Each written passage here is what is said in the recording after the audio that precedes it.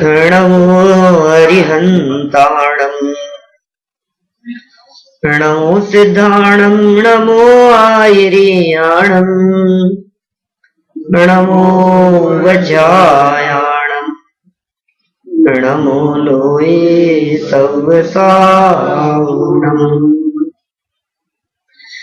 जम जस जम्मिदेशे जेण विहाणेन जम्मि कालम्मि नादं जिणेन नियदं जम्मं वा एवमर्णं वा तं तस् तम्मिदेशे तेन विहाणेन तम्मि कालम्मि कोसकदिवारेणुम्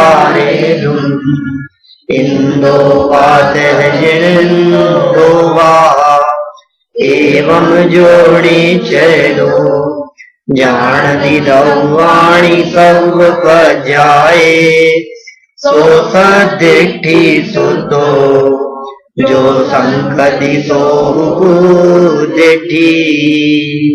इन गाथाओं का अर्थ भी ख्याल में आता है कि नहीं? थोड़ा थोड़ा बोलते हैं तो अभी तो आता है थोड़ा थोड़ा। ट्रांसलेशन जो संकदी सोहु कुदिट्ठी, क्रमबद्ध पर्याय की इस चर्चा के ऊपर श्रद्धा करने वाले को सम्यक दृष्टि कहा और इस पे शंका करने वाले को मैं नहीं कह रहा हूं, कार्तिकेय स्वामी ने कहा है इस उदृष्टि मिथ्या दृष्टि जो संकदी सोहु कुदिट्ठी, कुदिट्ठी माने मिथ्या दृष्टि, तो मिथ्या दृष्टि हो जाता है। हम यहाँ प्रवचन सार की 99वीं गाथा के आधार पर पिछले स्वाध्याय में चर्चा कर चुके हैं। कुछ कठिन तो नहीं हो गया था पिछला विषय? कुछ भारी तो नहीं था? कुछ ऐसा तो नहीं था जो समझ में नहीं आया हो? बातें बहुत सारी है क्रमबद्ध पर्याय के संदर्भ में कहने की। हाँ, पीछे पूछना है कुछ? अभी भी वो अनुसूची वाला जो पार्ट वो समझ में नहीं आता, उनको भी अनुसूची और सारे शब्द समझ में आते हैं। वो शब्दों का अर्थ तो बता दिया। अब उन शब्दों के अर्थ को आप नोट करके रखेंगे तो वो बार बार में जब उसको पढ़ेंगे तो क्या है, उपयोग में रहना चाहिए। समझ में आता है, वर्ड का अर्थ आगे आप शाब्दिक रीते, हाँ, पूरा सेंटेंस है वो। वापस पढ़ता हूँ, एक बार पुनः पढ़ता हूँ। अपने पास में समय सीमित है क्योंकि मुझे 2 महत्वपूर्ण प्रकरणों की चर्चा करनी है। ये प्रकरण होने के साथ साथ एक तो बात करनी है मुझे पुरुषार्थ के बारे में, जो कि लोगों के दिलो दिमाग में प्रश्न खड़ा होता है कि ये क्रमबद्ध पर्याय यदि मान लेंगे तो हमारे पुरुषार्थ का क्या होगा। और दूसरे महत्वपूर्ण प्रश्न के बारे में मुझे चर्चा करना है, वो है अकाल मृत्यु के संदर्भ में। ये 2 प्रश्न कल ज्ञान गोष्ठी में भी पूछे गए थे और अनेक लोगों के दिलो दिमाग में इन बातों को लेकर के शंका रहती है। और हमारे पास में अभी पीरियड है 2, एक तो अभी का और एक कल सुबह का। तो मैंने मेरे माइंड में तो ऐसा सेट किया है कि एक चैप्टर मतलब ये जो एक कालांश है अपने पास में अभी वाला, इसमें पुरुषार्थ की चर्चा करेंगे कुछ, और कल जो एक पीरियड बचेगा उसमें अकाल मृत्यु की चर्चा करेंगे। ठीक है ना? जिससे लगभग क्रमबद्ध पर्याय से रिलेटेड पूरी विषय वस्तु आप लोगों के उपयोग में स्पष्ट हो सके। यद्यपि 99वीं गाथा का प्रकरण हम पिछले प्रवचन में पूर्ण कर चुके हैं, फिर भी मैं आप लोगों की संतुष्टि के लिए एक बार पुनः उस प्रकरण को यहां वापस पढ़ रहा हूं। ज्यादा नहीं समझाऊंगा। क्या इसलिए नहीं समझाऊंगा क्योंकि दादा सुबह कह चुके हैं कुछ जिम्मेदारी आपकी भी बनती है। पूरी जिम्मेदारी वक्ता की नहीं है ना, श्रोताओं की भी कुछ जिम्मेदारी है। फिर भी आप निश्चिंत रहें, मेरी तरफ से जितनी कोशिश हो सकेगी उसे क्लियर करने की, मैं उसे क्लियर करूंगा। और मुझे पूरा भरोसा है इस बात पर कि मैं समझाऊंगा तो आपके समझ में आएगा। और इस भरोसे को कर्तृत्व का अभिमान नहीं कहते। 2014 की शिविर में ये दादा ने लिया था तो हाँ, और जिनको सुनना हो तो वहां से भी देख सकते हैं, वेबसाइट से भी। चलिए देखिए, पेज नंबर है 20 ऊपर, आपकी किताब में, जिस प्रकार द्रव्य का वास्तु, बात करता हूं नीचे से, शब्द थोड़े से कठिन हो सकते हैं। शब्दों की कठिनता और सरलता का आधार क्या होता है कि जो शब्द हमारे सुने हुए नहीं होते हैं वे जटिल लगते हैं, और जो शब्द सुने हुए होते हैं वे सरल लगते हैं। सरलता और कठिनता का इतना ही आधार है, इसके अलावा और कुछ नहीं है। सुनी हुई बात सरल लगती है, नहीं सुनी हुई बात कठिन लगती है। पहली बार सुनने पर कठिन लगती है और बार बार सुनने पर वही सरल लगने लगती है। अरे हमें तो ऐसे लोग भी मिलते हैं जो ये कहते हैं कि क्या पुद्गल पुद्गल क्या बोलते हो आप, ये क्या है ये, उनको पुद्गल समझ में नहीं आता। उनको धर्म अधर्म आकाश काल आश्रम बंद की चर्चा करो तो वो आश्रम उनसे बोला नहीं जाता उनसे, ये क्या शब्द है, होता क्या है। लेकिन जिस तरह से आश्रम बंद संवर निर्जरा आदि शब्द हमारे दिलो दिमाग में इस तरह से रच पच गए हैं कि हमें सुनते ही उन शब्दों का भाव भाषण सा होने लग जाता है कि आश्रम माने क्या होता है, बंध माने क्या होता है। इसी तरह से जो अन्वय व्यतिरेक आदि शब्द हैं, ये शब्द न्याय के शब्द हैं जो हमारे कर्णेंद्रिय के विषय कभी बने नहीं है, इसलिए हमें थोड़ा सा जटिल लगता है। कुछ नहीं है, अभ्यास की कमी है। जो जो अभ्यास होता चला जाता है सरलता बढ़ती चली जाती है। देखिए वास्तु शब्द तो बहुत सरल है, मुझे लगता है ये वर्तमान समय में इस गाथा को समझना थोड़ा सरल हो गया है वास्तु की वजह से,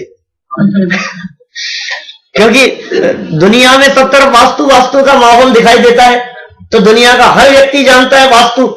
अब वो वास्तु बदलना चाहता है, लेकिन उसे ये पता ही नहीं है कि मैं वास्तु बदल नहीं सकता हूं, क्योंकि मैं स्वयं एक वस्तु हूं और मेरा जो निर्माण हुआ है वो जिन पार्टिकल्स से हुआ है, जो प्रदेश हैं, जो पर्याय हैं, जो गुण धर्म शक्तियां हैं, उनको चेंज नहीं किया जा सकता, अनचेंजेबल है वो। वस्तु के प्रदेश नहीं बदल सकते। आप दुनिया में किसी भी जगह पर चले जाओ, आत्मा के प्रदेशों में कम ज्यादा पना नहीं होगा, जितने प्रदेश है उतने ही रहेंगे।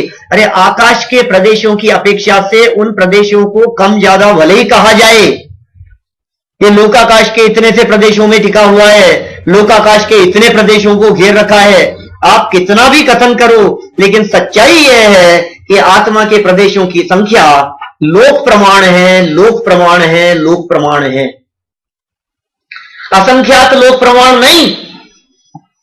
क्या लोक प्रमाण असंख्यात, मैं दोनों बातों को स्पष्ट करना चाहता हूं आप लोगों के सामने, क्योंकि समाज में जब हम कई जगह जाते हैं तो लोगों को ये दोनों बातें एक जैसी सी दिखाई देती है।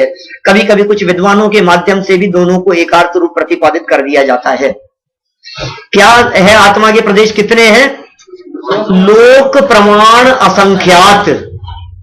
अर्थ क्या होता है इसका कि लोक का जितना प्रमाण है, लोक के जितने प्रदेशों की संख्या है, उतने प्रमाण में आत्मा के प्रदेशों की संख्या है।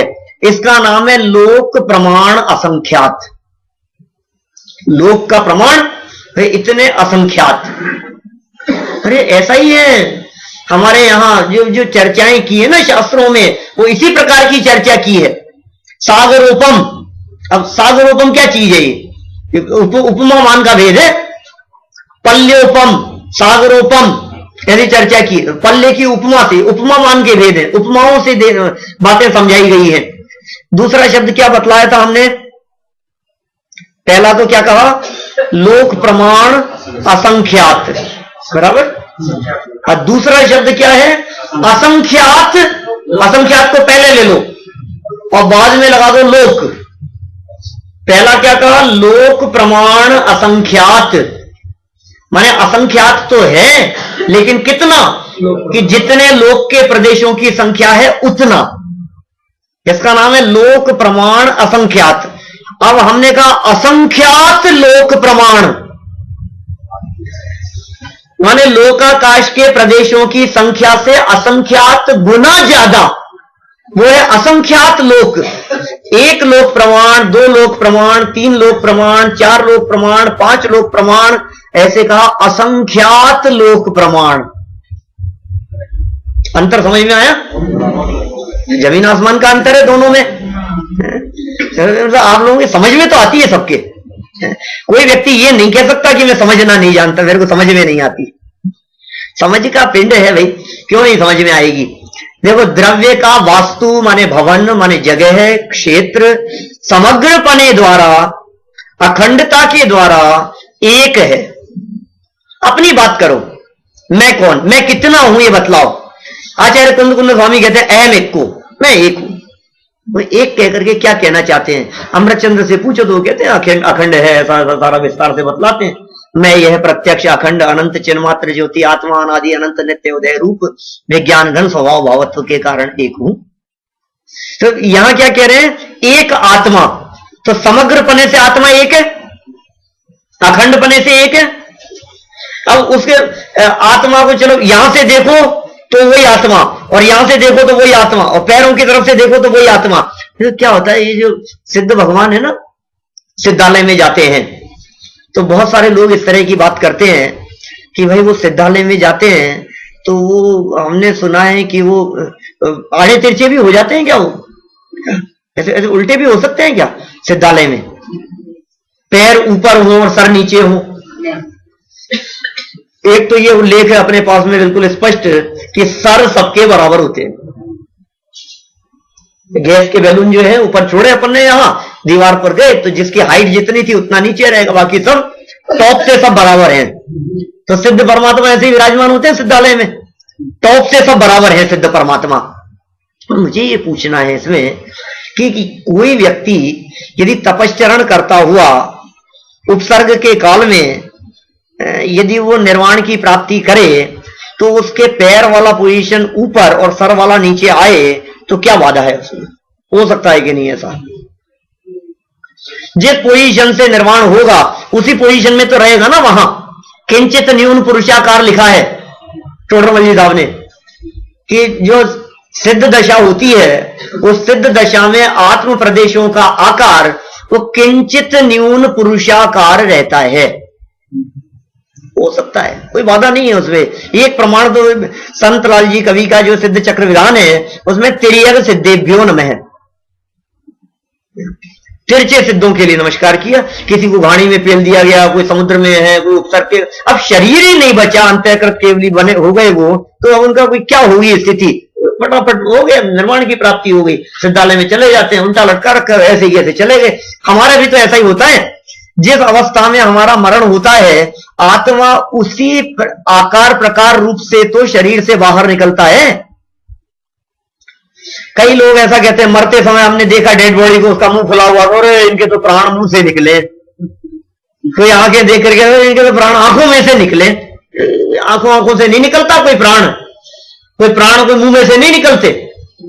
जिस पोजीशन में आप बैठे हुए हैं बिल्कुल जैसे जेरोक्स कॉपी निकलती है, ठीक उसी तरह से जिस तरह से वो पिक्चर वाले दिखाते हैं आत्मा को निकलता हुआ, वैसा ही निकलता है आत्मा।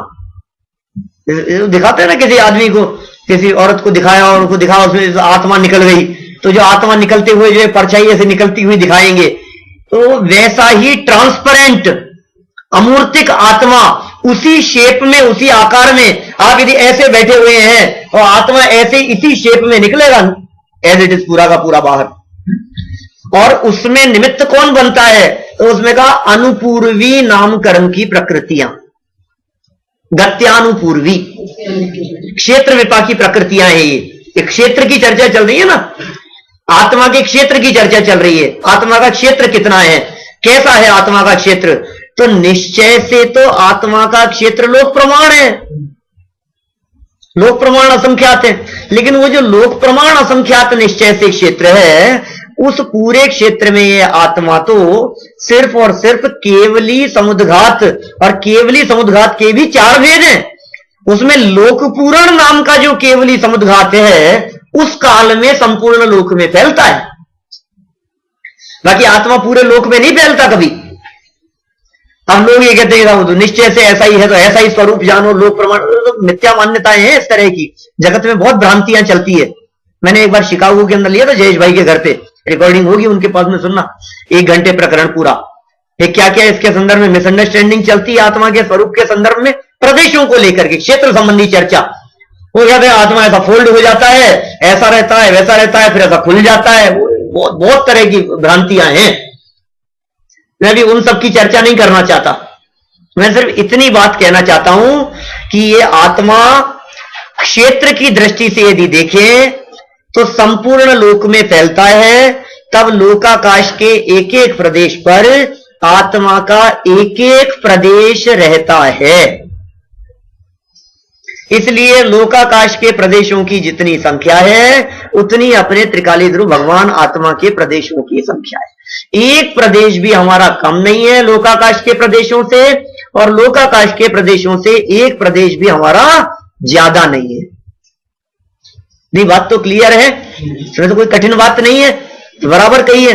अब हमें यह कहना है कि अब वो जो आत्मा असंख्यात प्रदेशी जो संख्या कही, उनका असंख्यातपना कैसे सिद्ध करोगे आप? अखंड आत्मा तो एक है। कोई कहेगी साहब यदि असंख्यात प्रदेश है तो फिर तो असंख्यात हो गया ना मैं, असंख्यात प्रदेश होने से अनंत गुण वाला हूं तो मैं अनंत रूप हो गया ना। मेरे कितने रूप हैं कि मैं ज्ञान रूप हूं, ये मेरा एक रूप है, मैं दर्शन रूप हूं, ये मेरा दूसरा रूप है। अरे नहीं, ऐसा नहीं है। अनंत गुण होते हुए भी तू एक है। असंख्यात प्रदेशी होता हुआ भी तो अखंड एक है। तो फिर असंख्यात कैसे बनेगा? कि असंख्यातपना तब संभव है, ये नीचे लास्ट लाइन जो दी है, सेकंड लास्ट लाइन, उसमें कहा प्रदेशों का परस्पर व्यतिरेक वो उसके असंख्यातपने को सिद्ध करता है। प्रदेशों में परस्पर व्यतिरेकपना न हो तो उसका असंख्यातपना सिद्ध नहीं हो सकता। नहीं समझ में आई? मैंने कहा ये पुस्तक है, ये ग्रंथ है सामने, इस ग्रंथ में कितने पेज हैं? तो हमने कहा 470। ये ग्रंथ समग्र पने द्वारा एक होने पर भी, ये समग्र पने द्वारा एक होने पर भी एक प्रदेश दूसरे प्रदेश से, प्रदेश की जगह पेज शब्द का प्रयोग करो, एक पेज दूसरे पेज से भिन्न होने के कारण ये 470 पेज का कहलाता है। यदि एक पेज दूसरे पेज से भिन्न न हो तो 470 कैसे बनेंगे? एक पेपर वाला हो जाएगा। पॉइंट समझ में आ रहा है क्या कहना चाह रहे हैं यहां? तो सबसे पहले तो ये कहा कि अखंड है, अखंडता को तो कायम रखना, क्योंकि हम यहां प्रदेशों के असंख्यात भेद जो कर रहे हैं, ये प्रदेशों के असंख्यात भेद ये दो द्रव्यों के भेद जैसे नहीं है। प्रदेशों के असंख्यात भेद करने के बावजूद भी वस्तु खंडित नहीं होती, क्योंकि समग्रपने से एक वस्तु है। पॉइंट समझ में आ रहा है? देखो, मैं कोई बहुत सीरियस प्रकरण है, मैं खूब हंसी मजाक जैसी बात कर सकता हूं, इन जितना तो नहीं हंसा सकता है ना, ये तो हंसाते ही रहते हैं लेकिन बहुत सीरियस मैटर है, सच में समझने योग्य प्रकरण है। इसलिए मैं जितना गंभीर होकर के इस बात को समझाना चाहता हूं, आप उतनी ही गंभीरता से उसे समझने का प्रयास करें। और मुझे मालूम है, मैं पिछले 4 वर्षों से देख रहा हूं, जाना शिविर में आने वाले जो श्रोता हैं, ये सब बहुत गंभीर हैं तत्व को समझने के लिए। ठीक है, तो कैसा आत्मा का स्वरूप है? आत्मा को असंख्यात प्रदेशी क्यों कहा? आत्मा के असंख्यात प्रदेश कैसे सिद्ध होते हैं ये बताओ मुझे। असंख्यातपना कैसे सिद्ध होगा? काउंटिंग नंबरिंग कैसे सिद्ध होगी ये बताओ। नंबरिंग सिद्ध होने के पीछे एक ही कारण है कि एक नंबर दूसरे नंबर से अलग होगा तो नंबरिंग हो सकती है, और एक दूसरे से अलग नहीं हो तो नंबरिंग नहीं हो सकती। अतुल भाई ये कहेंगे साहब हम दोनों तो एक ही हैं, तो एक ही है, हमको तो एक ही गिन लो, तो फिर वो नंबरिंग उसी हिसाब से होगी। आप ये दो मिलकर के एक हो गए तो दो नहीं कह सकते ना फिर उनको, अगर हम तो एक ही हैं, हम तो पांचों एक ही हैं। मैं फिर ये कहेंगे साहब हम तो दोनों एक ही है साहब, आप हमको अलग अलग नहीं कर सकते हो, आप ऐसा भेद नहीं डाल सकते हो हमारे में, तो हम एक ही हैं। ऐसे ही कहना चाह रहे हैं, वस्तु तो एक है, वस्तु तो अभेद है, वस्तु तो अखंड है, लेकिन अभेद अखंड वस्तु होने के बावजूद भी क्योंकि उसमें प्रदेशों की संख्या असंख्यात कही है, तो आचार्य अमृतचंद्र स्वामी सिद्ध करना चाह रहे हैं कि उनका प्रदेशों का असंख्यातपना परस्पर व्यतिरेक के बिना संभव नहीं है। व्यतिरेक शब्द कठिन लगता है, तो इसके लिए भिन्न कहो। प्रदेश दोनों अलग अलग हैं, इसलिए असंख्यातपना संभव है। अब ये क्षेत्र से यदि वस्तु का स्वरूप समझ में आता है तो फिर हम काल की बात शुरू करें। इतना तो क्षेत्र समझाया है उन्होंने, इतना तो आकाश के प्रदेश समझाए, समझ लो आप। लोकाकाश के प्रदेशों से समझाओ आप, तो बोले लोकाकाश के प्रदेश कितने? बोले असंख्यात है।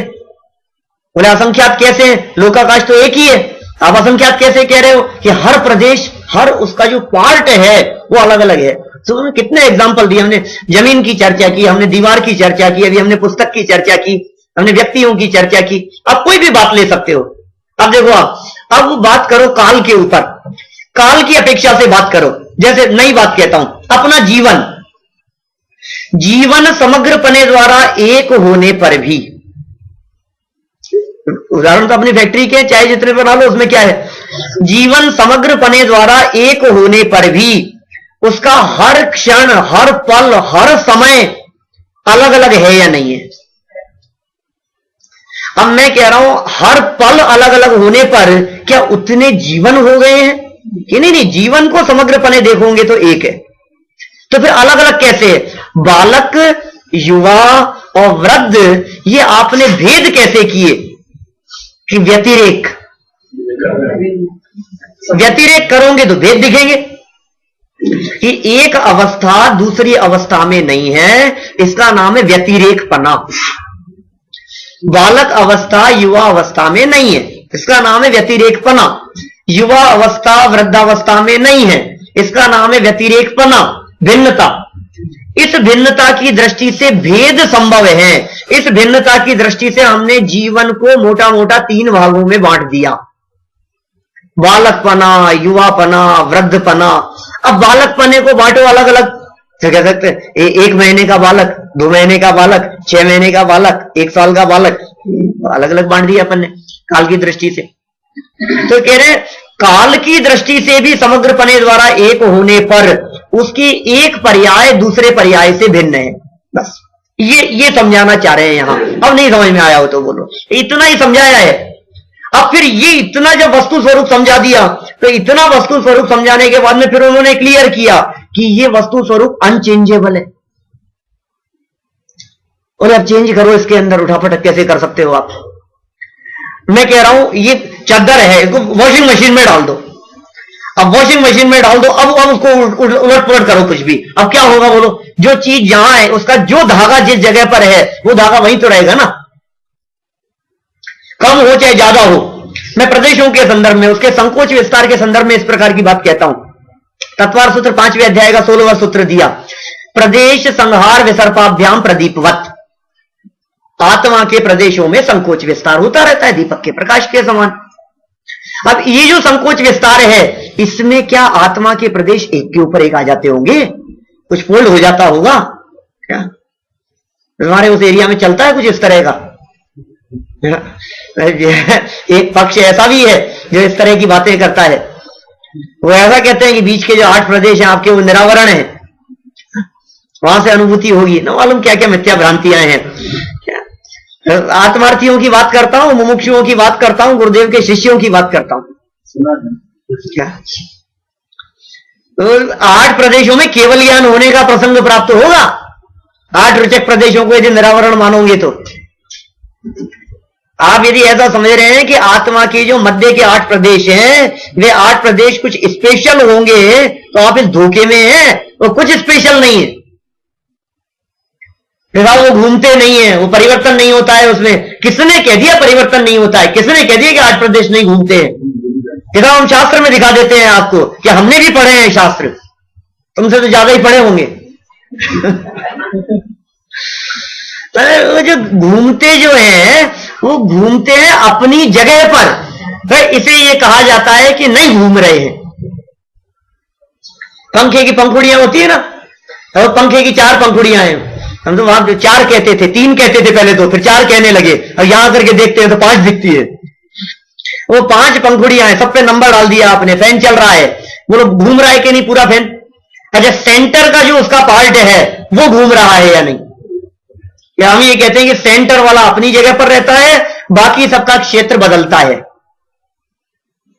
सेंटर वाले का क्षेत्र नहीं बदल रहा, लेकिन घूम रहा है। सेंटर वाला स्थिर रहे और बाकी सब घूमे, तो आत्मा के टुकड़े हो जाएंगे भाई साहब। वो 8 प्रदेश टूट के अलग हो जाएंगे। कैसी वस्तु स्थिति बनेगी? ये जैसे है ना, कोई भी चीज अपनी धुरी के ऊपर, वो उसको साथ में लेकर के उसकी जो पंखुड़ियां हैं दूसरी, वो घूम रही है।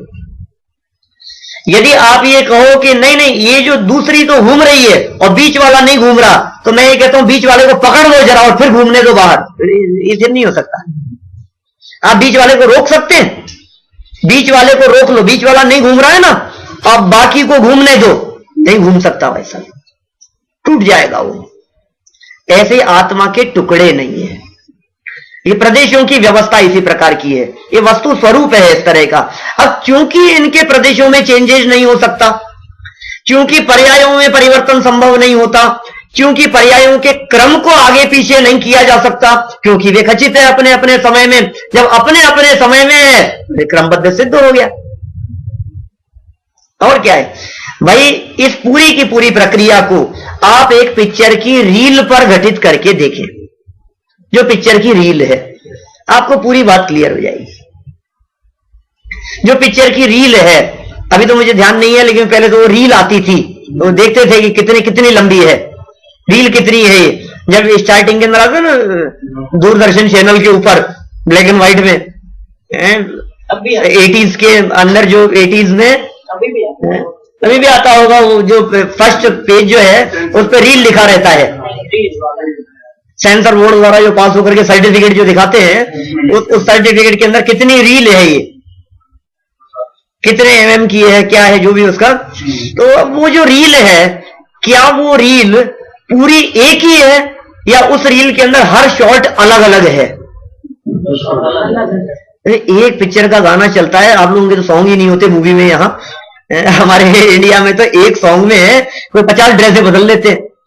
जब छोटे थे तो ऐसे लगता था यार ये ड्रेस कैसे बदल लेते हैं, ये डांस करते करते इनके कपड़े कैसे बदल जाते हैं। आप थोड़ा सा बारीकी से देखो तो हर शॉट उसमें अलग अलग है, जगह बदलते हैं। और एक गाना चल रहा है और एक गाने के अंदर को पेरिस आ गया और को शिकागो आ गया, यहाँ एटलांटा में आ गए। ये क्या चक्कर चल रहा है? कहो आमेर के अंदर घूम रहे हैं, वहां का सॉन्ग। ये कैसे हो रहा है आधी आधी लाइन में? इसका मतलब अलग अलग पार्ट से हैं, वो बात करते करते भी अलग अलग शॉट हैं। क्या नवीन भाई ने तो पार्ट किया है मूवी में, पता है आपको? सुशीला बेन नवीन भाई ने, आप लोगों को खबर है कि नहीं है? एक मूवी में इन्होंने पार्ट किया है, रोल था इनका। तो वो जो शॉट है, एक शॉट आप गहराई से देखेंगे तो लगेगा यहाँ शॉट बदल गया। आपको वो कट नजर आएगा, आप बारीकी से देखेंगे तो हर जगह पर कट दिखेगा आपको। यहां तक का ये शॉट था, ये चला गया, अब ये नेक्स्ट शॉट, ये नेक्स्ट शॉट। और वो शॉट कट करते हैं। अब देख आजकल तो वो सब आने लग गया, दिखाने लग गए। इस तरह के सीरियल वगैरह आते हैं जिसके अंदर वो शॉट कट करते हुए दिखाते हैं। वो सब माने पिक्चर में भी पिक्चर की शूटिंग दिखाते हैं करते हुए। तो वो जो अलग अलग शॉट हैं, वो सब जुड़ने पर उसके अखंड पने से उसका नाम है एक पिक्चर। सारे शॉट जुड़े हुए हैं, उसका नाम है एक पिक्चर। अब उस पूरी पिक्चर में एक होने पर भी एक शॉट दूसरे शॉट से अलग है। पहला शॉट दूसरे शॉट से अलग है। और सभी जिस सीरियल से लगे हुए हैं, जिस क्रम से लगे हुए हैं, यदि उसका क्रम भंग कर दिया जाए तो अनर्थ हुए बिना न रहे, मजाक बने बिना न रहे, हंसी आए बिना न रहे। आप थोड़ा सा भी पीछे वाले दृश्य को आगे और आगे वाले दृश्य को पीछे ले जाओ तो क्या होगा? आप थोड़ा सा सैंपल देता हूं आपको, ज्यादा हंसाना नहीं चाहता और ज्यादा समय नहीं लगाना चाहता, प्रकरण आगे बढ़ाना चाहता हूं। सिर्फ इतना सा देखो, आप अपनी शादी की सीडी लगाओ और उसको रिवाइंड करते हुए देखो तो जो वरमाला हो रही है वो वरमाला निकलती हुई नजर आएगी। तो शॉट आगे से पीछे हुआ ना, वो यही तो हुआ है। ये आप डाल रहे थे, वो आपको ऐसा लगेगा कि अरे मैंने वरमाला उधर डाली नहीं, ये तो निकाली है उसके गले में से, ऐसा उल्टा दिखाई देगा। अभी थोड़े दिनों पहले एक वो चल रहा था बीच में व्हाट्सएप पर, नारियल चल रहा था, कदाचित आप लोगों के पास में भी आया होगा। एक महाराज जी ऐसे हाथ हिला रहे थे और हाथ हिलाते हिलाते सामने नारियल पड़ा हुआ था, तो नारियल एकदम ऐसे हाथ हिलाते थे और उनके हाथ में आ जाता था। ठीक है, देखा था आपने? ऐसा एक सामने नारियल पड़ा है 8 सेकंड का वीडियो है वो, नहीं वो तो भेज दूंगा मैं। अब वो हाथ हिलाया उन्होंने, हाथ हिलाया और सामने से वो हाथ में आ गया। वो चमत्कार हो गया, चमत्कार हो गया। क्या चमत्कार हो गया? पागल बना रहे हैं तुम्हारे को। ये कैसे पागल बना रहे हैं कि उन्होंने हाथ से नारियल को छोड़ा क्या और रिकॉर्ड किया, और उस रिकॉर्डिंग को रिवर्स करके उसको वापस शूट कर दिया। वो जो गिरा था ना वो वापस उठता हुआ नजर आ रहा है आपको। उसका रिवर्स वीडियो भी है मेरे पास में, है आपके पास है यूट्यूब पर। बोलो कितना स्पष्ट है ये। जो चीज जाती हुई नजर आ रही है वो चीज आती हुई नजर आ रही है। एक व्यक्ति का दाह संस्कार कर दिया, अब उसके बाद में दोबारा वो सड़क पे चलता हुआ देख रहे, भूत लगेगा आपको। कैसी परिस्थितियां हो जाएगी सोचो। कोई व्यक्ति जिसका दाह संस्कार, आप तो जरा कल्पना करके देखो, जिस व्यक्ति को अभी हम शमशान पहुंचा करके आए हैं, उसकी शमशान वाली पर्यायों के बाद में उसकी जिंदा वाली पर्याय घूमती फिरती दिखे तो आपका क्या होगा। ऐसी किसी व्यक्ति ने प्लानिंग कर ली, बोलो मैंने यदि अभी इस प्रकार की प्लानिंग कर ली कि मेरी मौत वाली पर्यायें पहले आ जाएं और जिंदा वाली पर्यायें पहले चले जाए, तो अभी यदि मान लो मेरा स्वर्गवास हो गया, डेथ हो गई, मान लो यहां तो डेथ हो गई, तो अब क्या होगा कि आप लोग सब मिलकर के उसको रखा और अंतिम संस्कार करके आए। अब वो जो डेथ वाली पर्याय थी वो तो आ गई, अब उसके बाद में मेरी जिंदा वाली पर्याय आएगी, तो आप कहोगे भूत आ गया, भूत आ गया। नहीं डरोगे आप, क्या हालत होगी, सारी वस्तु व्यवस्था बिगड़ जाएगी भाई साहब। बच्चे पहले पैदा हो जाए, शादी बाद में हो। जगत की वो बात तो नहीं करता हूं मैं, लेकिन ये ऐसा ये तो अमेरिका की बात है भाई।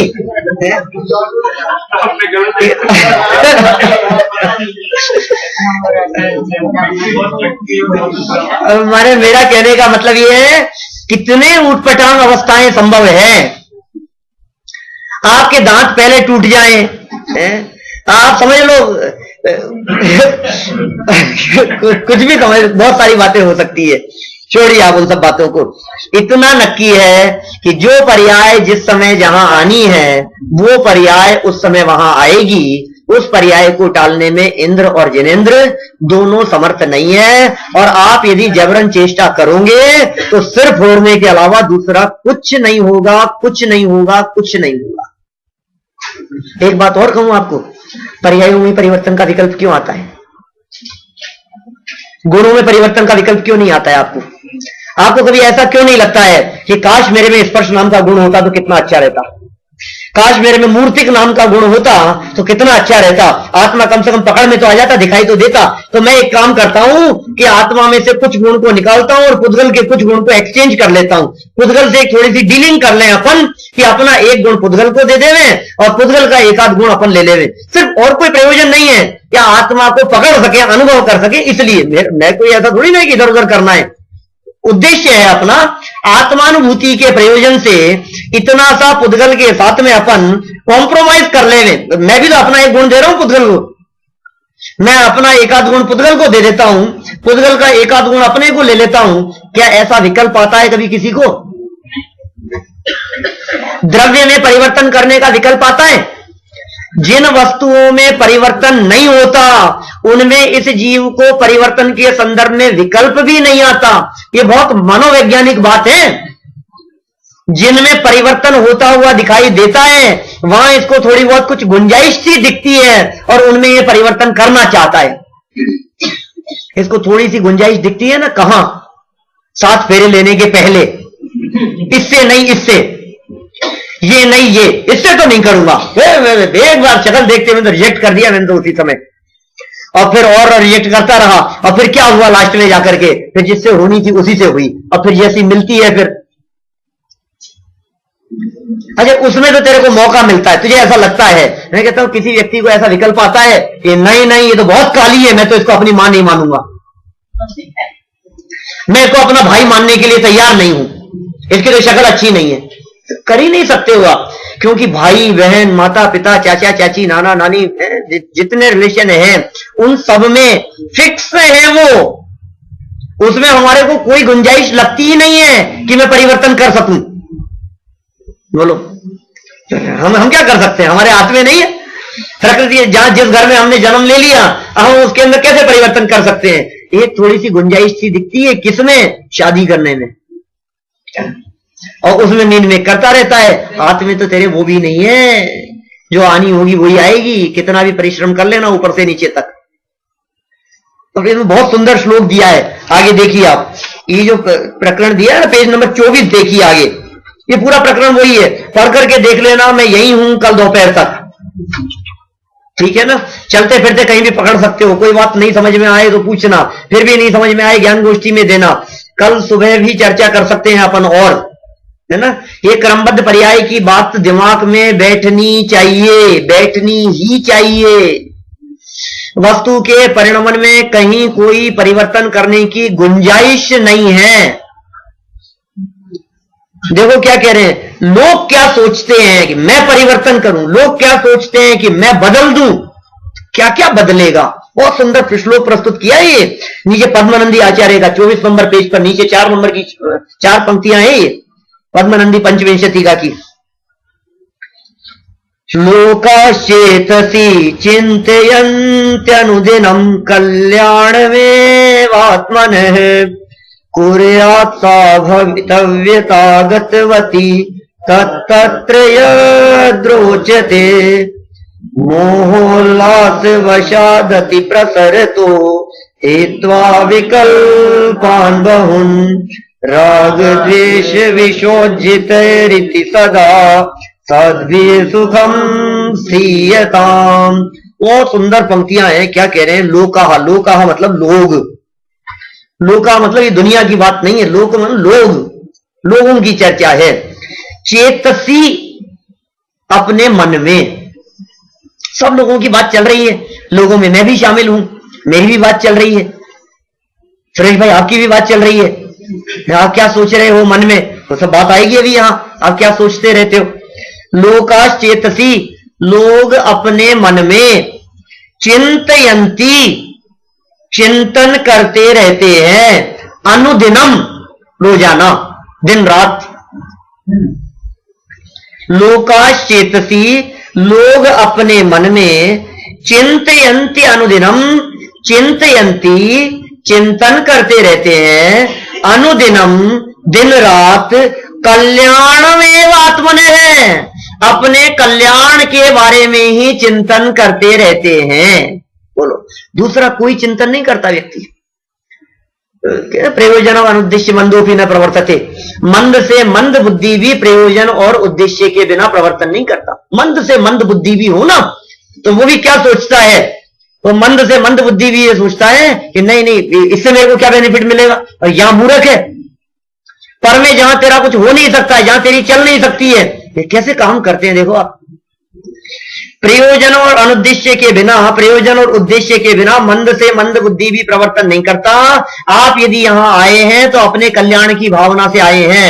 एसी यदि बंद करते हैं तो आप अपने हित के लिए करते हैं, ऑन करते हैं तो अपने हित के लिए करते हैं, भोजन करते हैं तो अपने हित के लिए करते हैं। मैं स्वस्थ रहूंगा, तबीयत ठीक रहेगी। सोता है तो उसमें अपना प्रयोजन भाषित होता है, जगता है तो उसमें अपना प्रयोजन भाषित होता है। कुछ भी करता है ना, अपने भले के लिए करता है। चिंतन भी यही करता रहता है, ये विचार करता रहता है, मैं पैसा कमाऊंगा तो ऐसा होगा, इतना इकट्ठा हो जाएगा, फिर ये ठीक रहेगा, बच्चे होंगे फिर उनका ऐसा एडमिशन करा दूंगा, उनको पढ़ाऊंगा, उनको वहां पढ़ने के लिए भेजूंगा, इसका ऐसा करूंगा। ये तो कैसा सोच रहा है, अच्छा अच्छा सोच रहा है ना अपने बारे में, अच्छा अच्छा ही सोचता है ना हर व्यक्ति। फिर होता क्या है ये बताओ। पहली लाइन के अंदर तो इन्होंने ये कह दिया चिंतयन्त अनुदिनम कल्याणमेव आत्मनः है, और दूसरी लाइन में कह दिया कुर्यात सा, करती है वो। कौन? सोचते हैं हम और करती है वो कौन है? भवितव्यता आगतवती। भवितव्यता को जो करती है, आई हुई भवितव्यता, कुर्यात करती है, सा भवितव्यता, वह भवितव्यता, आगतवती जो भवितव्यता आ गई है, जो होनहार आ गई है, वह वही करती है, तत्र यद्रोचते। उस भवितव्यता को जो रुचेगा, जो पसंद आएगा, वो वही करती है। बोलो, आप कितनी भी घोषणाएं कर दो कि राज्याभिषेक होगा, कर दो आप, अब भवितव्यता को क्या रुचता है? भवितव्यता को जो रुचेगा, आप कितना भी अपने कल्याण के बारे में विचार करते रहो, मुझे एक बात समझ में नहीं आती, जब आप नहीं चाहते कि मैं बीमार पड़ूं तो बीमार क्यों पड़ जाते हैं? दुनिया में कोई व्यक्ति ऐसा भी चिंतन करता होगा क्या कि यार बहुत दिन हो गए यार, बुखार उखार नहीं हुआ, एक बार तो थोड़ा बहुत तो होना ही चाहिए, बहुत समय हो गया। मेरे को कभी ऐसा लगता है यार अपने कभी फ्रैक्चर नहीं हुआ, ये हड्डी टूटती होगी तो कैसा होता होगा, एक बार एक्सपीरियंस, वन टाइम। नहीं होना चाहिए ऐसा एक्सपीरियंस अपने को। अरे भाई साहब, तुम्हारे नहीं चाहते हुए भी ये सब काम होते नहीं है क्या? मनीष भाई, किसने चाहे थे कि बाल उड़ जाएं? क्या हमारे नहीं चाहते हुए भी, हम नहीं चाहते हैं आंखों पे चश्मा चढ़े क्या? हम सोचते रहते हैं कितनी कोशिश की होगी, बोलो कितनी शीशियां खत्म की होगी। मेरे भी जा रहे हैं विलास भाई। कुरियात सा भवितव्यता आगतवती तत्र यद रोचते, जो उस भवितव्यता को रुचता है वो वह भवितव्यता करेगी ही करेगी, उसे टालने में इंदो वात है जिनिंदो वा हो सक्कति वारेदुम। वारेदुम का अर्थ क्या था? टालने में। बोलते हैं ना अपन, रोजाना बोल रहे हैं, बार बार में गाथाएं। को सक्कति, कौन समर्थ है? वारेदुम, टालने में। कौन टालने में समर्थ है? कौन टाल सकता है उसको? आप सोचते रहो और चलते चलते फिसल जाते हो। आप सोचते हो कि मैं फिसलूं, आप फिसलना चाहते हो, आप चाहते हो मेरे पेट में दर्द हो। आपकी बिना चाही हुई जितनी भी परिस्थितियां बनती है, वे परिस्थितियां क्यों बनती है और कौन बनाता है, मुझे इस बात का जवाब दे दो। आप हो ना करने वाले, आप कर्ता धर्ता बनते हो ना जगत के, पर पदार्थों के कर्ता धर्ता है ना हम। आप बताओ तो सही जरा एक बार गंभीरता से कि ये वृद्धावस्था क्यों आ रही है, ये चेहरे पर सल क्यों पड़ रहे हैं, ये झुर्रियां क्यों पड़ रही है, ये आंखों से दिखना कम क्यों हो रहा है, कानों से क्यों नहीं सुनाई दे रहा है, चलते फिरते हुए हाथ पांव धूजते क्यों हैं, ये कंपन क्यों होने लगा है, ये दांत काम क्यों नहीं कर रहे हैं, ये दांतों को बदलवाने की नौबत क्यों पड़ गई है। शौक लग रहा था कि बहुत समय हो गए, पुराने हो गए, दांत बदल दिए जाएंगे। कुरियात सा भवितव्यता आगतवती तद यद रोचते, जो उसको रुचेगा वो वही करेगी। सैकड़ों उदाहरण हैं, सैकड़ों एग्जाम्पल हैं। तेरे करने से नहीं होता है, तेरे करने से नहीं होता है। एक दो नहीं, हजारों बातें इसके संदर्भ में की जा सकती है, 50 कहानियां सुनाई जा सकती है। चाहे पांडवों की चर्चा कर लो, कितने वर्तमान युग के उदाहरण, एक से एक उदाहरण देते हैं आप। शालिनी खा रही है, ये हो रहा है, वो हो रहा है, दुनिया भर का। कौन चाहता है? कोई नहीं चाहता है, हो रहा है तो हो रहा है। कोई व्यक्ति बुरा चाहेगा तो क्या होगा? फिर तो बुरा हो जाएगा ना। इधर टोडरमल जी की पंक्तियां प्रस्तुत की है, इधर यहां राइट साइड वाले पेज पर देखो आप। ये इसके नीचे की दो पंक्तियां पढ़ता हूं मैं अभी दो का अर्थ किया है मैंने, अभी दो बाद में पढ़ूंगा। पहले टोडरमल जी को सामने प्रस्तुत करता हूं आपके सामने। हाँ, पहले नीचे देखो, लास्ट वाला पैराग्राफ, लास्ट पैराग्राफ आपके इस प्रकरण का 25 नंबर पेज का लास्ट नीचे। इस प्रकार क्रोध से बुरा चाहने की इच्छा तो हो, क्रोध से बुरा चाहने की इच्छा तो हो, फिर दूसरे का बुरा कर देता है कि नहीं? बहुत गुस्सा आ रहा है, ऐसी की तैसी कर दूंगा तेरी, क्या कर देगा? हो जाएगा ना, कर पाएगा ना। और कौरवों ने नहीं कितनी प्लानिंग करी बोलो पांडवों को, कहीं जला देने की, नष्ट कर देने की, लाक्षागृह के अंदर जला देने की, वनवास के अंदर मारने की, कितनी कितनी प्लानिंग करी। और फिर क्या हुआ उस पूरी प्लानिंग का? सब प्लानिंग धरी रह जाती है, पूरी की पूरी प्लानिंग के ऊपर पानी फिर जाता है। बोलो, क्रोध से दूसरे व्यक्ति को बुरा चाहने की इच्छा तो हो, उसका बुरा करने की इच्छा तो हो, लेकिन उसका बुरा होना तेरे क्रोध के अधीन नहीं है, उसके भवितव्य के अधीन है। ये क्रमबद्ध पर्याय की पोषक पंक्तियां नहीं है मोक्षवाद प्रकाशक की। बोलो, मान से, चारों कषायों के संदर्भ में ऐसी बात लिखी, मान से अपनी मेहनतता की इच्छा तो हो, मान कषाय का उदय होता है, तो यार मुझे ऊपर बिठाना चाहिए, यार मेरे बारे में बोलना चाहिए, यार मेरा सम्मान होना चाहिए, मेरे गले में माला डलनी चाहिए, यार मेरा नाम तो छापा ही नहीं इन्होंने, यार मेरा नाम ऊपर छपना चाहिए, मेरे लिए ऐसा होना चाहिए, मेरी फोटो खींचनी चाहिए। क्या मेरा मेरा करता रहता है, तो ठिकाना है तेरा कुछ? मान से मेहनतता की इच्छा तो हो, लेकिन मेहनतता होना यह भवितव्याधीन है। परात्म निंदा प्रशंसे सत्सद्गुणों चादनो भावने चैन नीचेर गोत्रस्य। कब काम आएंगे ये जिन वचन? ये विचार करने योग्य, जितना चिंतन करोगे उतना शांति मिलेगी, उतना सुकून मिलेगा। अभी हम विचार कर रहे थे, अभी 5 मिनट पहले, प्रश्न शुरू होने के 5 मिनट पहले, ये दुनिया में जीते कैसे होंगे लोग? सच में ये कषाएं जिनके माथे पर सवार हैं, ये लोग जीते कैसे हैं? जीना आसान नहीं है। राग द्वेष, कषाएं, मायाचारी, छल कपट, धोखाधड़ी, बेईमानी, उसने उसका ऐसा कर दिया, इसने ऐसा कर दिया, मेरा नंबर, ये जो है ना, समझ लो अंबानी जैसे लोग इसी टेंशन में दुखी है, मेरा नंबर 1 से नीचे नहीं आ जाए, 1 से 2 नंबर नहीं हो जाए। ये काय का दुख है? मानसिक दुख है, ये खामखा का दुख है।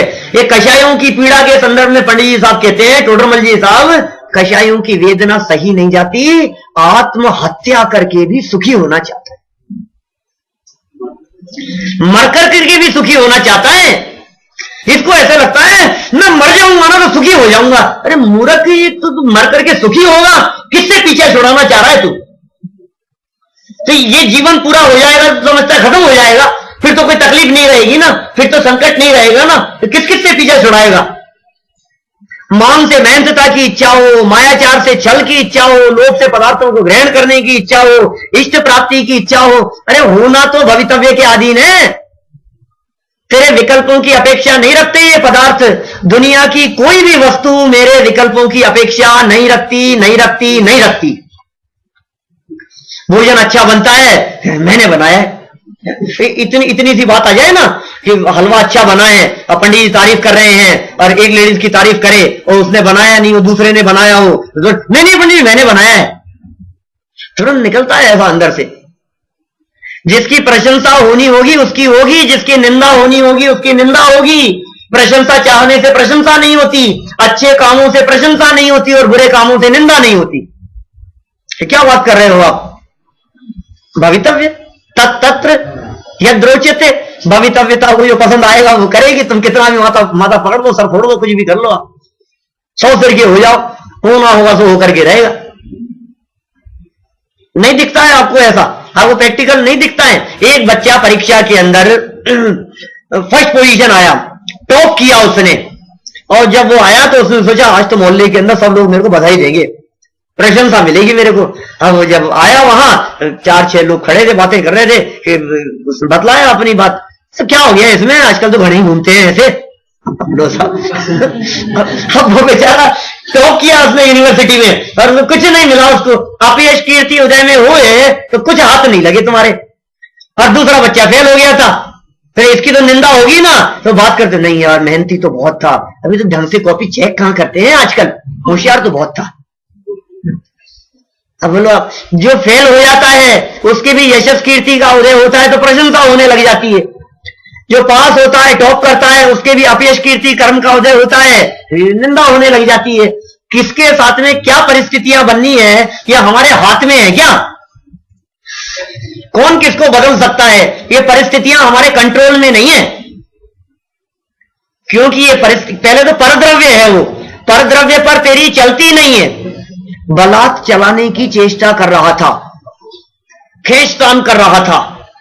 ये कहता है मेरी इच्छा के अनुसार चले, वो कहते हैं मेरी इच्छा के अनुसार चले, ये कहता है मेरी इच्छा के अनुसार चले। तो वस्तु कहती है मुझसे तो पूछो, मुझ में शक्तियां हैं, किसी को कोई काम करने की जरूरत नहीं है, मैं अपना काम करने में समर्थ हूं, डोंट डिस्टर्ब मी।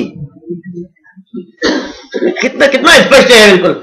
वो वस्तु क्या कहेगी? मैं अपना काम कर रही हूं, आपको जरूरत नहीं है मेरे काम में डिस्टर्ब करने के लिए। हर वस्तु अपना काम कर रही है। एक वस्तुत्व नाम का गुण है कि नहीं उसमें? लाइट अपना काम कर रही है जलने का, माइक अपना काम कर रहा है, स्पीकर अपना काम कर रहे हैं, टेबल अपना काम कर रही है, खाना अपना काम कर रहा है, हर पुद्गल का परमाणु अपना अपना काम कर रहा है। ये चेतन ही ऐसा है, थोड़ा सा समझदार बन रहा है ना मूर्ख। ये सोचता है कि नहीं नहीं मैं थोड़ा सा होशियार हूं, समझदार हूं, थोड़ा सा ज्ञानवान हूं तो करूं कुछ, क्या कर लेगा? और करने की चेष्टा करता है, और होना जाना तो कछु है नहीं, होगा क्या? कार्य विकल्पों से नहीं होता, मूर्ख व्यर्थ ही बोझा ढोता। तो है ना प्रसंग, जंगल में इलेक्शन हुए, बहुत परेशान थे सारे जानवर, किसी नहीं, एक बार सारा युग बदल रहा है, देश बदल रहा है, दुनिया बदल रही है क्या?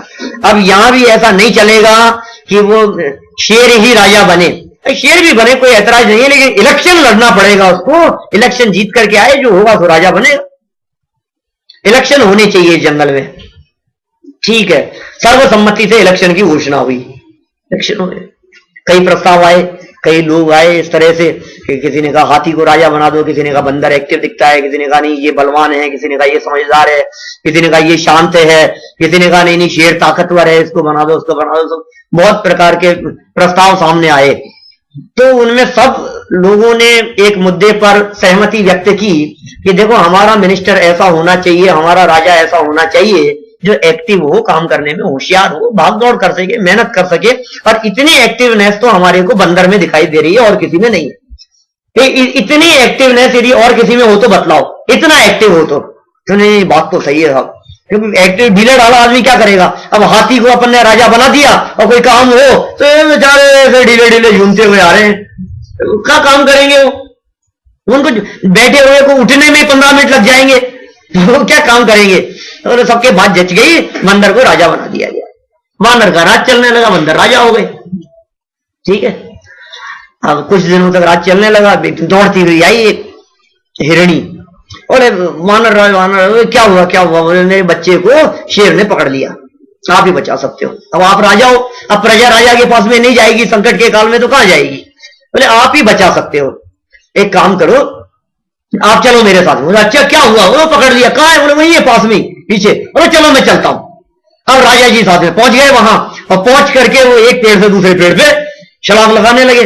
बोले बचाओ, फिर इधर से एक पेड़ से दूसरे पेड़ पर, उससे एक डाल से दूसरी शाखा पर, इधर से उधर, उधर से उधर खूब छलांग लगाने लगे। अरे क्या करते हो, बचाओ ना उसको। राजा आप क्या कर रहे हो? कि देख ज्यादा चपड़ चपड़ मत कर, क्यों मर जाएगा। अरे देख वो मरे चाहे जिंदा रहे, कुछ भी हो, मेरी भाग दौड़ में कुछ कमी हो तो बता। अरे तुम्हारी भाग दौड़ तो बहुत है, तुम्हारी मेहनत तो बहुत है, उछल कूद तो बहुत है, लेकिन तुम्हारी इस मेहनत से, तुम्हारी इस उछल कूद से, तुम्हारी इस भाग दौड़ से, इन विकल्पों से कुछ हो सकता है कि नहीं, कुछ होगा या नहीं, इसका भी विचार किया है कि नहीं? हमने तो विकल्प बहुत किए कि ऐसा होना चाहिए, वैसा होना चाहिए, ऐसी व्यवस्था होनी चाहिए, ऐसा शिविर होना चाहिए, इतने लोग आने चाहिए, ऐसी सोचते रहो आप विकल्प करते रहो। विकल्प करने का काम आपका है, आप विकल्प करने के लिए स्वाधीन है, लेकिन वस्तु आपके विकल्पों के अधीन नहीं है। दो पंक्तियां बहुत सुंदर है जो ऊपर वाली बीच में टोडरमल जी की पंक्तियों के ऊपर मैं पढ़ करके सुनाना चाहता हूं आपको। बहुत मार्मिक पंक्ति है टोडरमल जी के जस्ट ऊपर, जहां टोडरमल जी लिखा है ना उसके ऊपर की दो पंक्तियां। जिन लोगों को क्रमबद्ध पर्याय की चर्चा में पराधीनता नजर आती है, जिन लोगों को क्रमबद्ध पर्याय की चर्चा में पुरुषार्थहीन होता हुआ नजर आता है, जिन लोगों को ऐसे लगता है कि क्रमबद्ध पर्याय यदि मान लेंगे तो केवल ज्ञानी के ज्ञान के अनुसार ही हमारे को चलना पड़ेगा, जिन लोगों को ऐसा लगता है कि मैं यहां प्लानिंग कर रहा हूं कि जाऊं कि नहीं जाऊं, तो दूसरे व्यक्ति ने कहा कि केवल ज्ञानी से पूछ ले, वो बता देंगे, उनके ज्ञान में है। मैंने हमें हर काम केवल ज्ञानी से पूछ पूछ के करना पड़ेगा, बड़े पराधीन हो गए हम तो। बहुत सुंदर जवाब दिया है। पता है किसकी पंक्तियां हैं? पंडित जुगल किशोर जी मुख्तार साहब की। जुगल किशोर जी को जानते हैं आप लोग? ये मुख्तार अलग है, ये जुगल किशोर जी मुख्तार वो जिसने राग द्वेष का मादिक जीते, मेरी भावना जिन्होंने लिखी है ना, उनकी पंक्तियां हैं। अंतिम पंक्तियां पढ़ूंगा, अपने पास में समय सीमित है। देखिए क्या कहते हैं, इसके सिवाय, सिवाय शब्द से शुरू हो रही है लाइन एक, नीचे की 3 लाइनें, टोडरमल जी के ऊपर की 3 लाइनें। इसके सिवाय सर्वज्ञ के ज्ञानानुसार पदार्थों का परिणमन नहीं होता। तो विरोधी थे क्या क्रमबद्ध पर्याय के? बोलो, अब तो मजा आ गया ना। जो लोग क्रमबद्ध पर्याय को नहीं मानते थे उनको तो मजा आ गया ना। सर्वज्ञ के ज्ञानानुसार वस्तु का परिणमन नहीं होता। नवीन भाई, सर्वज्ञ के ज्ञानानुसार वस्तु का परिणमन नहीं होता, किंतु पदार्थों के परिणमन अनुसार सर्वज्ञ के ज्ञान में परिणमन अथवा झलकाव होता है। और तर्क क्या दिया? ज्ञान ज्ञेयाकार है न कि ज्ञेय ज्ञानाकार। बहुत गजब बात कही है, बहुत मार्मिक लाइन है। बारीकी से आप यदि इस लाइन को देखो तो दिल को छू जाए, ऐसी ऐसी पंक्ति है। क्या कहा है यहां? सर्वज्ञ के ज्ञानानुसार पदार्थों का परिणमन नहीं होता, माने ज्ञान के अनुसार पदार्थ परिणमन नहीं करते, ज्ञान के अनुसार ज्ञेय का परिणमन नहीं होता, ज्ञान के अनुसार ज्ञेय बदलते नहीं है, ज्ञेयों के बदलने के अनुसार ज्ञानाकार बदलते हैं। तो सर्वज्ञता से दुनिया की व्यवस्थाएं निश्चित है ऐसा नहीं, दुनिया की व्यवस्थाएं निश्चित है इसलिए सर्वज्ञ के ज्ञान में झलकती है, ऐसा। बात कुछ समझ में आती है कि ऊपर से जाती है? समझ में आ रही है क्या? है समझाए से कहीं समझाणु है। देखो क्या कह रहे हैं, कितना सुंदर वाक्य है। ज्ञान ज्ञेयाकार है, जैसा ज्ञेय है वैसा का वैसा ज्ञान में झलकता है। भाई सीधी सी बात है, दर्पण में जो पदार्थ झलक रहा है वो झलकन पदार्थ के अनुसार है, दर्पण के मतलब दर्पण में झलकन के अनुसार पदार्थ नहीं है। ऐसा ही है ना, जब हम मिरर के सामने जाते हैं तो हमारे चेहरे के अनुसार झलकता है उसमें, या जैसा झलकता है वैसा चेहरा हो जाएगा। कौन सी चीज पहले है? फर्स्ट किसको रखें, प्रमुख किसको रखें अपन? जैसा चेहरा होगा वैसा झलकेगा, बस इसमें स्वाधीनता है। आप जो करने वाले हैं वैसा भगवान पहले से जानते, अब इसमें क्या पराधीनता है? अरे जान लेने मात्र से पराधीनता कहां हो जाएगी? हमें यदि किसी बात का पहले से पता लग गया तो पहले से पता लगने का मतलब पराधीन हो गए, परतंत्रता हो गई। किसी भी कार्य का समय पर होना, अपने निश्चित समय पर होना, क्या इसमें पुरुषार्थ नहीं होता है? मैं पुरुषार्थ की चर्चा कर रहा हूं। कोई भी कार्य हुआ, वो कार्य अपने निश्चित समय पर हो, वो कार्य अपने स्वकाल में हो, क्या ये पुरुषार्थ नहीं है कि समय से पहले में ही आपको पुरुषार्थ नजर आता है? इसको तो ऐसा लगता है इसको मैं यहां से उठा करके यहां धरूं ना तो इसका नाम पुरुषार्थ। आप पुरुषार्थ किसे समझते हैं? आपको लगता है क्रमबद्ध पर्याय के अंदर पुरुषार्थ नहीं है, आप पुरुषार्थ का स्वरूप नहीं समझते हैं, इसलिए इस प्रकार की बात करते हैं। पहले ये नक्की करो पुरुषार्थ किसका नाम है। बालों के सीधे से टेढ़े करने का नाम, टेढ़े से सीधे करने का नाम पुरुषार्थ है, काले से सफेद करने का नाम पुरुषार्थ है, और सफेद से काले करने का नाम पुरुषार्थ है। किसका नाम पुरुषार्थ है? उठने का नाम पुरुषार्थ है, चलने का नाम पुरुषार्थ है। जो भी कार्य संपन्न होता है वो कार्य अपनी वीर्य शक्ति से संपन्न होता है। हर वस्तु अपनी शक्ति से परिणमन करती है, उसमें उसका पुरुषार्थ लागू होता है। हर पर्याय में पांचों समवाय लागू होते हैं, हर कार्य में 5 समवाय होते हैं ना। स्वभाव, पुरुषार्थ, निमित्त, होनहार, काल, लब्धि। बिना पुरुषार्थ के काम होगा क्या? नहीं होगा ना, बिना पुरुषार्थ के कोई काम नहीं होगा ना। अब मेरे एक प्रश्न का जवाब दो। आप यहां से जा रहे थे और जाते जाते सीढ़ियों से फिसल गए, ठीक है ना? इनके तो बहुत प्रश्नों का जवाब देते हो आप। मैं पूछता नहीं हूं ज्यादा प्रश्न आपसे, तो आप लोगों को मौका मिल जाता है थोड़ा सा आंख बंद करके सुनने का। सबकी आंखें खुली है, मैं तो मजाक करता हूं।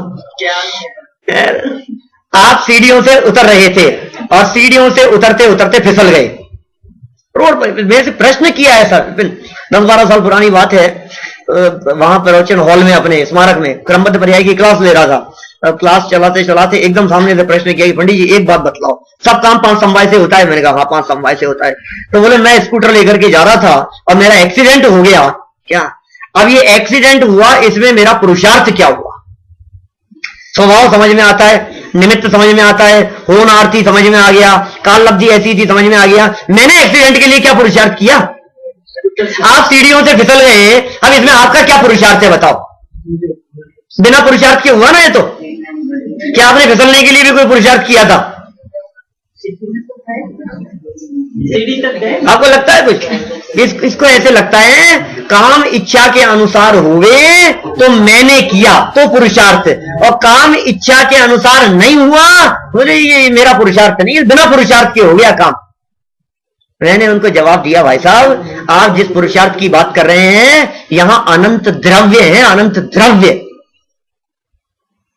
हर परमाणु का अपना अपना पुरुषार्थ काम कर रहा है। आप क्या बात कर रहे हैं? आप एक के पुरुषार्थ की बात कर रहे हैं। जीव का अलग पुरुषार्थ चल रहा है, पुद्गल शरीर का अलग पुरुषार्थ चल रहा है, कपड़ों का अलग पुरुषार्थ चल रहा है, जमीन का अलग पुरुषार्थ चल रहा है, एक एक पुद्गल के परमाणुओं का, स्कूटर का अलग पुरुषार्थ चल रहा है, उसका व्हील कहां जाना है, उसकी लाइट कहां जानी है, उसका स्टीयरिंग कहां जाना है, उसका हर पुद्गल परमाणु कितनी तीव्र वेग से उछलेगा, कौन कहां तक जाएगा, कौन कितनी दूरी तक रहेगा, सबका पुरुषार्थ अपना अपना है। आप पुरुषार्थ समझते ही नहीं है। पुरुषार्थ किसे कहते हैं? वीर्य गुण की पर्याय का नाम है पुरुषार्थ। आत्मा के संदर्भ में भी उस वीर्य गुण की चर्चा की जाती है, और प्रत्येक द्रव्य में वो वीर्य नाम का गुण है। मैं कहता हूं चलो आप दूसरे तरह से लगाओ। आप ये कहते हो कि पुरुषार्थ के बिना काम होगा कि नहीं होगा, पुरुषार्थ तो जरूरी है। तुम तो समझदार हो, पुरुषार्थ की बात करते हो। इसमें क्या पुरुषार्थ हो रहा है? ये नई से पुरानी होने में इसका पुरुषार्थ किसने किया? बोलो। ये नई से पुरानी होने रूपी कार्य हुआ ना प्रमोद भाई? ये नई से पुरानी किसने कर दी ये बताओ मुझे। इसमें किसका पुरुषार्थ लागू हुआ? क्या धर्म द्रव्य में पुरुषार्थ नहीं है तो उसका परिणमन रुक जाता होगा? अधर्म द्रव्य का परिणमन कैसे होता होगा? पुद्गल के परमाणु अचेतन पदार्थ कैसे परिणमन करते होंगे? उनमें पुरुषार्थ कौन करता होगा? जब पुद्गल पदार्थों का परिणमन बिना कुछ किए हुए अपने आप स्वाधीनपने हो सकता है, तो फिर चेतन के परिणमन में कर्ता धर्तापन का विकल्प क्यों? अरे नहीं करने धरने में भी पुरुषार्थ हो सकता है। ये बात समझ में क्यों नहीं आती है हमारे को? पुरुषार्थ को लेकर के हमारे दिमाग में पता नहीं क्या रहता है। गुरुदेव तो कहते हैं क्रमबद्ध पर्याय की श्रद्धा में सच्चा पुरुषार्थ है। ये बात गले उतर जाए, इसमें सच्चा पुरुषार्थ है। ये तेरे को समझ में नहीं आ रहा है? मुझे एक प्रश्न का और जवाब दे दो। सिद्ध परमात्मा के या अरहंत परमात्मा के कितने गुण प्रकट हुए हैं? बोलो। 4 कर्मों के अभाव में कितने गुण प्रकट हुए? 4 कर्मों के अभाव में 4 गुण प्रकट हुए। नाम पता है आप लोगों को किसी को? अनंत ज्ञान, अनंत दर्शन, अनंत सुख, अनंत वीर्य। तो अनंत परमात्मा अनंत वीर्य के धनी है, इसमें कोई डाउट ऑब्जेक्शन किसी को? अनंत परमात्मा अनंत वीर्य के धनी है, अनंत शक्ति संपन्न है। किसका क्या कर रहे हैं बोलो? सिद्ध परमात्मा सिद्धालय में बैठे हुए हैं, अनंत वीर्य के धनी है कि नहीं? जब सिद्ध परमात्मा जगत के पदार्थों का कुछ भी नहीं करने धरने पर भी अनंत वीर्य के धनी हो सकते हैं, तो फिर तुझे ये करने धरने में पुरुषार्थ क्यों दिखता है? ये क्रमबद्ध पर्याय की चर्चा तो करने धरने का वजन उतारने के लिए भैया। क्या ये क्रमबद्ध पर्याय की चर्चा में पुरुषार्थ शामिल है? क्रमबद्ध पर्याय की चर्चा से पुरुषार्थ उड़ता नहीं है, अपितु सहज ज्ञाता दृष्टापन का सम्यक पुरुषार्थ जागृत होता है। भाई साहब अत्यंत निर्भर करने के लिए है, दृष्टि स्वभाव सन्मुख करने के लिए है। दृष्टि पर पे नहीं जाए, दृष्टि अपने पर ही रहे, मैं दूसरे की तरफ नहीं देखूं। अरे क्यों देखूं जिसमें मुझे कुछ करना नहीं है? जहां मुझे कुछ करना ही नहीं है वहां विकल्प क्यों आएगा? अच्छा बतलाओ मेरे को, भोजन करने का तो विकल्प आता है, और पेट में जाने के बाद भी आपको कोई विकल्प आता है कि ये इसका इतने ग्राम, तो देखो भाई आधा किलो मैंने भोजन किया है, तो आधा किलो भोजन में से माने 500 ग्राम भोजन में से 200 ग्राम तो ब्लड बनना चाहिए,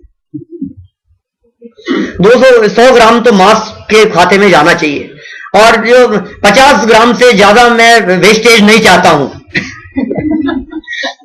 आपको ऐसा विकल्प आता है क्या? ऐसा इतना खाया है तो इसका परिणाम ऐसा ऐसा होना चाहिए।